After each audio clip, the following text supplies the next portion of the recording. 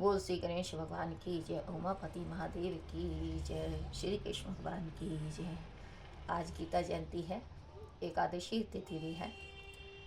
आज के दिन जो गीता के 18वें अध्याय का महात्म्य सहित सारिया पढ़ता है, उसके सभी संकटों का निवारण होता है, उसको मोक्ष की प्राप्ति होती है।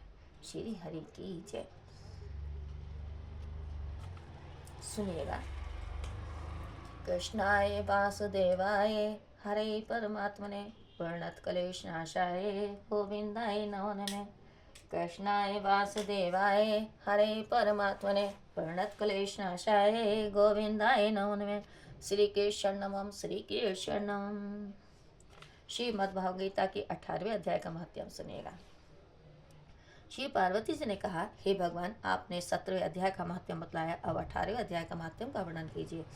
श्री महादेव जी ने कहा, गिरिनंद, हे गिरिनंदी, जिनमें आनंद की धारा बहाने वाले 18वें अध्याय के पावन महात्म को जो वेद से भी उत्तम है, श्रवण करो। यह संपूर्ण शास्त्रों का सरस कानों में पड़ा हुआ रसायन के समान तथा संसार के यातना जाल को छिन्न भिन्न करने वाला है। शुद्ध पुरुषों के लिए यह परम रहस्य की वस्तु है। इसमें अविद्या का नाश करने की पूर्ण क्षमता है। यह भगवान विष्णु की चेतना तथा सर्वश्रेष्ठ परम पद है। इतना ही नहीं, यह विवेक महिलाता का मूल, काम, क्रोध और मत को नष्ट करने वाला है। इंद्र आदि देवताओं के चित्त का विश्राम मंदिर तथा सनक सनंदन आदि महायोगियों का मनोरंजन करने वाला है। इसके पाठ मात्र से यमदूतों की गर्जना बंद हो जाती है। हे पार्वती, से बढ़कर कोई ऐसा रहस्यमय उपदेश नहीं है जो संतप्त मानवों के त्रिविध ताप को हरने वाला और बड़े बड़े पातकों का नाश करने वाला हो। 18वें अध्याय का लोकोत्तर महात्म्य है। इसके संबंध में जो पवित्र उपाख्यान है, उसे भक्ति पूर्वक सुनो। उसके श्रवण से जीव समस्त पापों से मुक्त हो जाता है। मेड़ुगिरी के शिखर पर अमरावती नाम वाली एक रमणीयपुरी है। उसे पूर्व काल में विश्वकर्मा ने बनाया था। उस पुरी में देवताओं द्वारा सेवित इंद्र सची के साथ निवास करते थे। एक दिन वे सुखपूर्वक बैठे हुए थे। इतने में ही उन्होंने देखा कि भगवान विष्णु के दूतों से सेवित एक अन्य पुरुष वहां आ रहा है। इंद्र उस नवागत पुरुष के तेज से तिरस्कृत होकर तुरंत ही अपने मणिमय सिंहासन से मंडप पर गिर पड़े। तब इंद्र के सेवकों ने देवकुलों के साम्राज्य का मुकुट इस नूतन इंद्र के मस्तक पर रख दिया। फिर तो दिव्य गीत गाती हुई देवगुनाओं के साथ सब देवता उनकी आरती उतारने लगे। ऋषियों ने वेद मंत्रों का उच्चारण करके उन्हें अनेक आशीर्वाद दिए। गंधर्वों का ललित स्वर में मंगलमय गान होने लगा। इस प्रकार इस नवीन इंद्र को 100 यज्ञों के अनुष्ठान किए बिना ही नाना प्रकार के उत्सवों से सेवित देखकर पुराने इंद्र को बड़ा विश्वास हुआ। वे सोचने लगे, इसने तो मार्ग में न कभी भोसले बनवाए, न पोखरे खुदवाए, न पथिकों को विश्राम देने वाले बड़े बड़े वृक्ष लगवाए हैं। अकाल पड़ने पर अंतान के द्वारा इसने प्राणियों का सत्कार भी नहीं किया। इसके द्वारा तीर्थों में, शस्त्र और गांवों में यज्ञ का अनुष्ठान भी नहीं हुआ। फिर इसने यहाँ भाग्य की दी हुई ये सारी वस्तुएं कैसे प्राप्त हुई? इस चिंता से व्याकुल होकर इंद्र भगवान विष्णु से पूछने के लिए प्रेम पूर्वक क्षीरसागर के तट पर गए और वहां अस्मात अपने साम्राज्य से भ्रष्ट होने का दुख निवेदन करते हुए बोले, हे लक्ष्मीकांत, मैंने पूर्व काल में अपनी प्रसन्नता के लिए 100 यज्ञों का अनुष्ठान किया था। उसी के पुण्य से मुझे इंद्र पद की प्राप्ति हुई थी, किंतु इस समय स्वर्ग में कोई दूसरा ही इंद्र अधिकार जमाए बैठा है। उसने ना तो कभी धर्म का अनुष्ठान किया और न योग का। फिर उसने अपने दिव्य सिंहासन पर कैसे अधिकार जमाया? मेरे दिव्य सिंहासन पर कैसे अधिकार जमाया? श्री भगवान बोले, हे इंद्र, वह गीता के 18वें अध्याय में से 5 श्लोकों का प्रतिदिन पाठ करता है। उसी के पुण्य से उसने तुम्हारे उत्तम साम्राज्य को प्राप्त कर लिया है। गीता के 18वें अध्याय का पाठ सब पुण्यों का श्रवण ही है। उसी का आश्रय लेकर तुम भी अपने पद पर स्थित हो सकते हो। भगवान विष्णु के वचन सुनकर, उस उत्तम उपाय को जानकर इंद्र ब्राह्मण का वेश बनाए गोदावरी के तट पर गए। वहां उन्होंने कालिका ग्राम नामक उत्तम और पवित्र नगर देखा, जहाँ कालिका का भी वर्तन करने वाले भगवान कालेश्वर विराजमान थे। वही गोदावरी तट पर एक परम धर्मात्मा ब्राह्मण बैठे थे, जो बड़े ही दयालु और वेदों के पारंगत विद्वान थे। वे अपने मन को बस में करके उस प्रतिदिन गीता के 18वें अध्याय का स्वाध्याय किया करते थे। उन्हें देखकर इंद्र ने बड़ी प्रसन्नता के साथ उनके दोनों चरणों में मस्तक झुकाया और उन्हीं से 18वें अध्याय को पढ़ा। फिर उसी के पुण्य से उन्होंने श्री विष्णु का सायुज्य प्राप्त कर लिया। इंद्र आदि देवताओं का पद बहुत ही छोटा है, यह जानकर वे परम हर्ष के साथ उत्तम वैकुंठ धाम को गए। अतः यह अध्याय मुनियों के लिए परम श्रेष्ठ परम तत्व है। हे पार्वती, 18वें अध्याय के इस दिव्य महात्म्य का वर्णन समाप्त हुआ। इसके श्रवण मासी मनुष्य सब पापों से छुटकारा पा जाता है। इस प्रकार संपूर्ण गीता का पाप नाशक महात्म्य बतलाया गया है। हे महाभागे, जो पुरुष श्रद्धा युक्त होकर इसका श्रवण करता है, वह समस्त यज्ञों का फल पाकर अंत में श्री विष्णु का सायुज्य प्राप्त कर लेता है। बोल श्री कृष्ण भगवान की जय।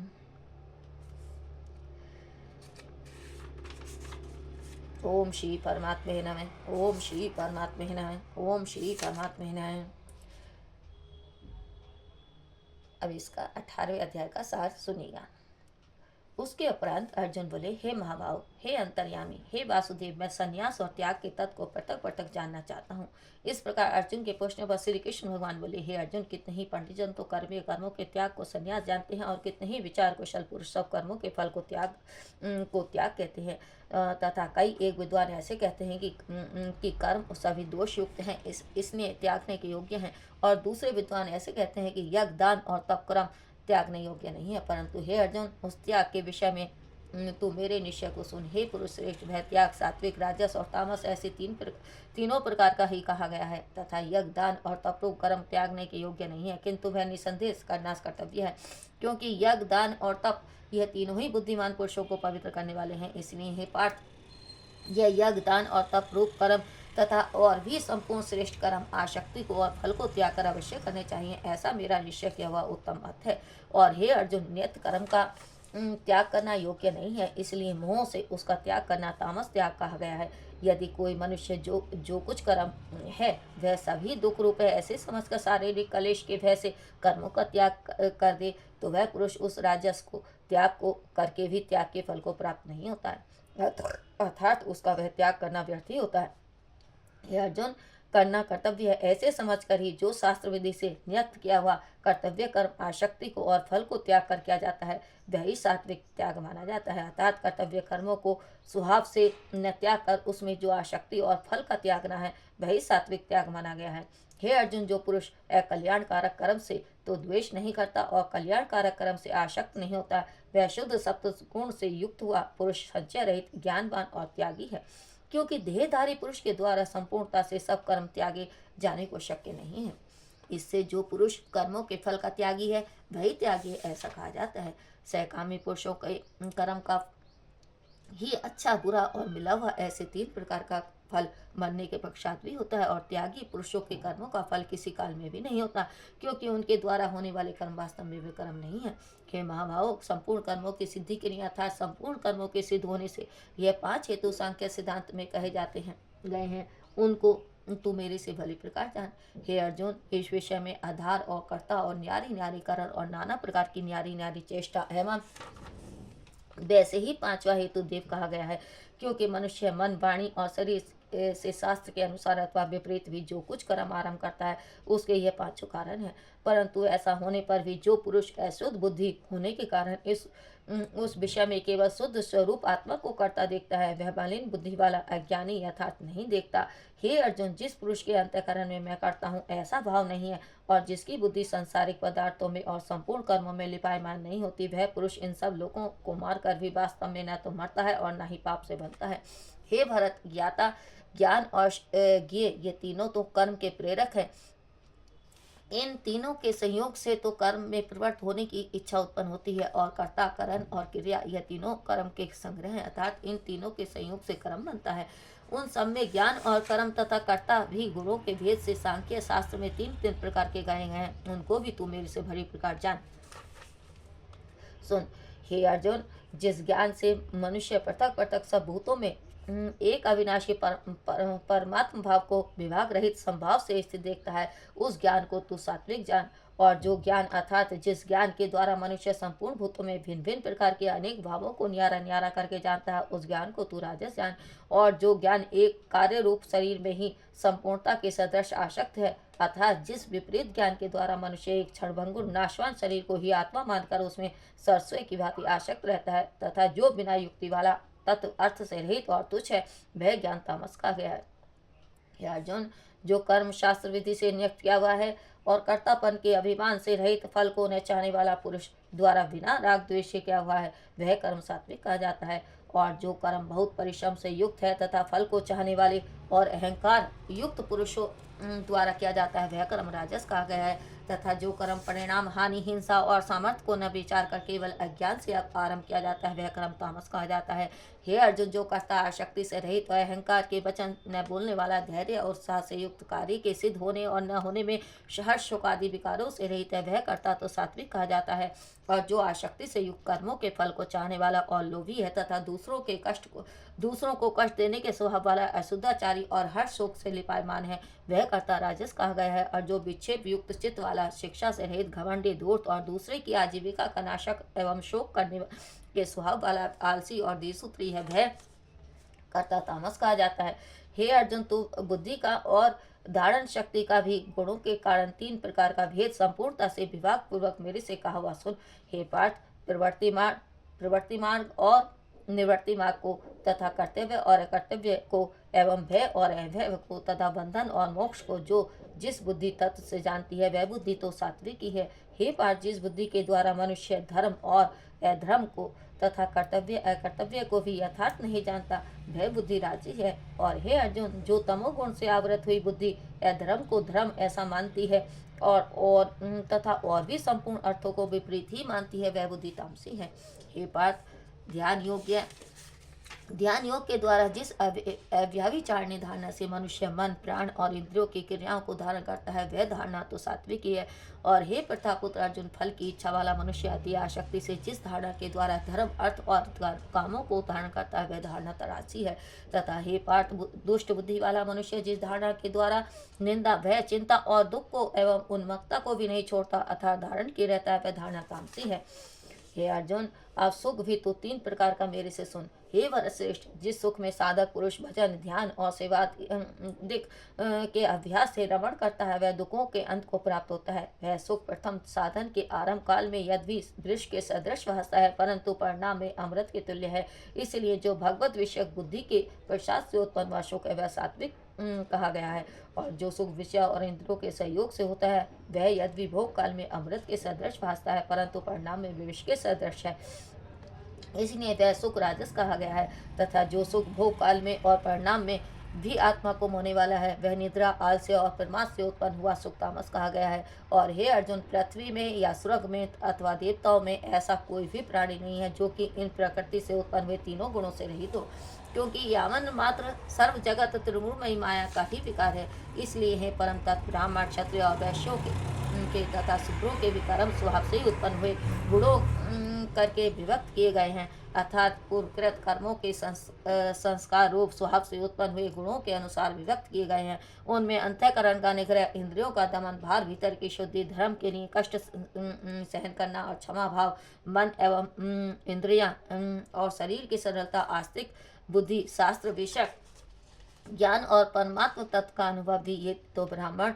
के स्वाभाविक कर्म है। सूरवीरता, तेज, धैर्य, चतुरता और युद्ध में भी न भागने का स्वभाव एवं दान और स्वामी भाव अर्थात निस्वार्थ भाव से सबका हित सोचकर शास्त्राज्ञ अनुसार शासन द्वारा प्रेम के सहित पुत्र तुल्य प्रजा को पालन करने का भाव, ये सब क्षत्रिय के स्वाभाविक कर्म है। खेती, गोपालन और क्रय विक्रय रूप सत्य व्यवहार ये वैश्य के स्वाभाविक कर्म है। और सब वर्णों की सेवा करना ये शूद्र का भी स्वाभाविक कर्म है। एवं अपने अपने स्वाभाविक कर्म में लगा हुआ मनुष्य भगवत प्राप्ति रूप परम सिद्धि को प्राप्त होता है। परंतु जिस प्रकार से अपने स्वाभाविक कर्म में लगा हुआ मनुष्य परम सिद्धि को प्राप्त होता है, उस विधि को तू मेरे से सुन। हे अर्जुन, जिस परमात्मा से सर्वभूतों की उत्पत्ति हुई है और जिससे वह जगत व्याप्त है, उस परमेश्वर को अपने स्वाभाविक कर्म द्वारा पूजकर मनुष्य परम सिद्धि को प्राप्त होता है। इसीलिए अच्छे प्रकार आचरण किए हुए दूसरे के धर्म से गुण रहित भी अपना धर्म श्रेष्ठ है, क्योंकि स्वभाव से नियत किए हुए स्वधर्म रूप कर्म को करता हुआ मनुष्य पापों को नहीं प्राप्त होता। अतएव हे कुंती पुत्र, दोष युक्त भी स्वाभाविक कर्म को नहीं त्यागना चाहिए, क्योंकि धुएं से अग्नि के सदृश सभी कर्म किसी न किसी दोष से आवृत हैं। हे अर्जुन, सर्वत्र आसक्ति रहित, बुद्धि वाला, स्पृहा रहित और जीते हुए अंतःकरण वाला पुरुष सांख्य योग के द्वारा भी परम नैष्कर्य में सिद्धि को प्राप्त होता है, अर्थात क्रिया रहित शुद्ध सच्चिदानंद घन परमात्मा की प्राप्ति रूप परम सिद्धि को प्राप्त होता है। इसलिए हे कुंती पुत्र, अंतःकरण की शुद्धि रूप सिद्धि को प्राप्त हुआ पुरुष जैसे सांख्य योग के द्वारा सच्चिदानंद घन ब्रह्म को प्राप्त होता है, तथा जो तत्व ज्ञान की परानिष्ठा है उसको भी तू मेरे से संक्षेप में जान।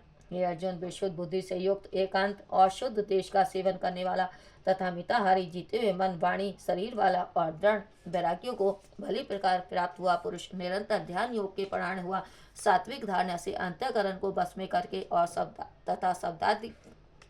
शब्दादिक विषयों का त्याग कर एवं और राग द्वेषों को नष्ट करके तथा अहंकार, बल, घमंड, काम, क्रोध और संग्रह को त्याग कर ममता रहित और अंतःकरण ममता रहित और शांत अंतःकरण हुआ सच्चिदानंद घन ब्रह्म में एकाकी भाव होने के लिए योग्य होता है।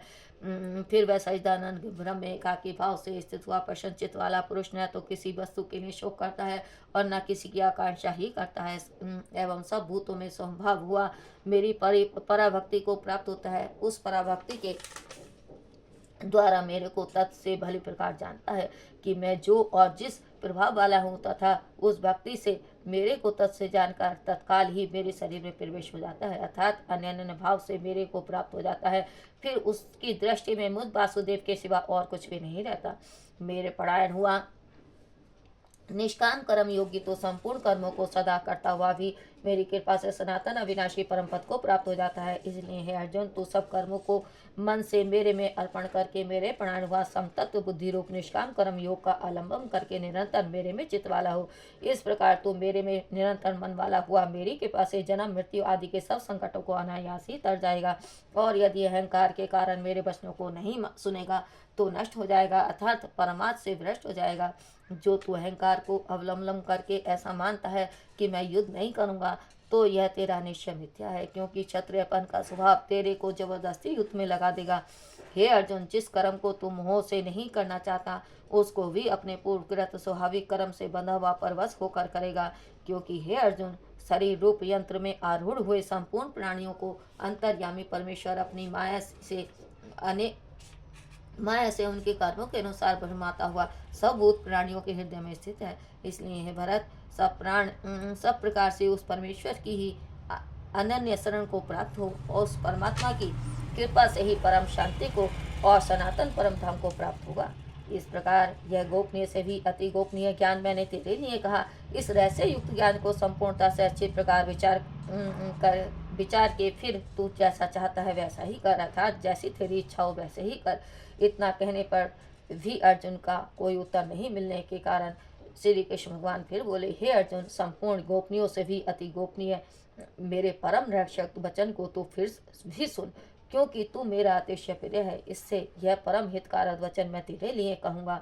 हे अर्जुन, तू केवल मुझ सहितानंद घन वासुदेव परमात्मा में ही अनन्य प्रेम से नित्य निरंतर अचल मन वाला हो, और मुझ परमेश्वर को ही अतिशय श्रद्धा भक्ति सहित निष्काम भाव से नाम गुण प्रभाव के श्रवण कीर्तन मनन और पठन पाठन द्वारा निरंतर भजने वाला हो, तथा मेरा शंख चक्र गदा पद्य और किरीट कुंडल आदि सब भूषणों से युक्त पीताम्बर बन वाला और कौस्तुभ मणिधारी विष्णु का मन वाणी और शरीर के द्वारा सरस अर्पण करके अतिशय श्रद्धा भक्ति और प्रेम से विहलता पूर्वक पूजन करने वाला हो, और मुझ सर्वशक्तिमान विभूति बल ऐश्वर्य माधुर्य गंभीरता उदारता वात्सल्य और सुहृदयता आदि गुणों से संपन्न सबके आश्रय रूप वासुदेव को विनय भाव पूर्वक भक्ति से ही साष्टांग दंडवत प्रणाम कर। ऐसा करने से तू मेरे को ही प्राप्त होगा, यह मैं तेरे लिए सत्य प्रतिज्ञा करता हूँ, क्योंकि तू मेरा अत्यंत प्रिय सखा है। इसलिए सर्वधर्मों को अर्थात संपूर्ण कर्मों के आश्रय को त्याग कर केवल एक मुझ सच्चिदानंद घन वासुदेव परमात्मा की ही अनन्य शरण को प्राप्त हो, मैं तेरे को संपूर्ण पापों से मुक्त कर दूंगा, तू शोक मत कर। हे अर्जुन, इस प्रकार तेरे हित के लिए कहे हुए इस गीता रूप परम रहस्य को किसी काल में भी न तो पाप तप रहित मनुष्य के प्रति कहना चाहिए, और न भक्ति रहित के प्रति, और न है बिना सुनने की इच्छा वालों के प्रति ही कहना चाहिए, एवं जो मेरी निंदा करता है उसके प्रति भी नहीं कहना चाहिए, परंतु जिनमें यह सब दोष नहीं है ऐसे भक्तों के प्रति प्रेम पूर्वक उत्साह के सहित कहना चाहिए।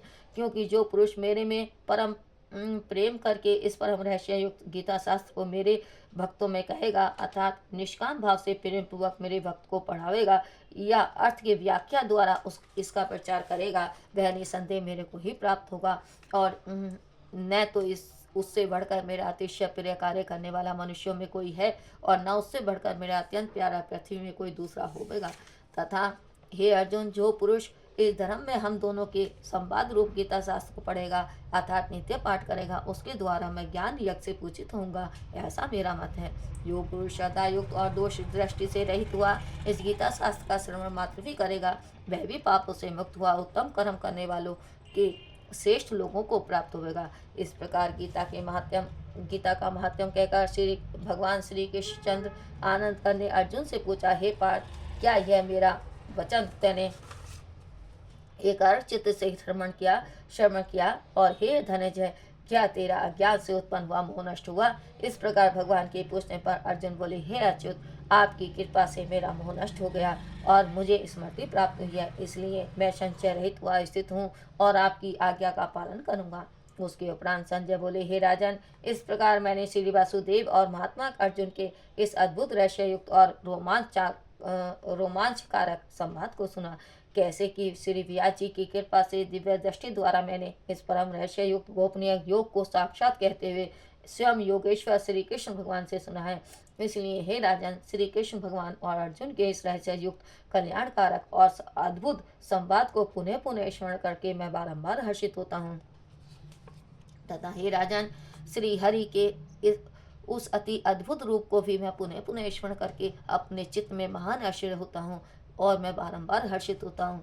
हे राजन, विशेष क्या कहूँ, जहाँ योगेश्वर श्री कृष्ण भगवान हैं और जहाँ गांडीव धनुषधारी अर्जुन है, वहीं पर श्री विजय विभूति और अचल नीति है, ऐसा मेरा मत है। ओ श्री कृष्ण भगवान की जय, राधा रानी की जय, श्री राधे।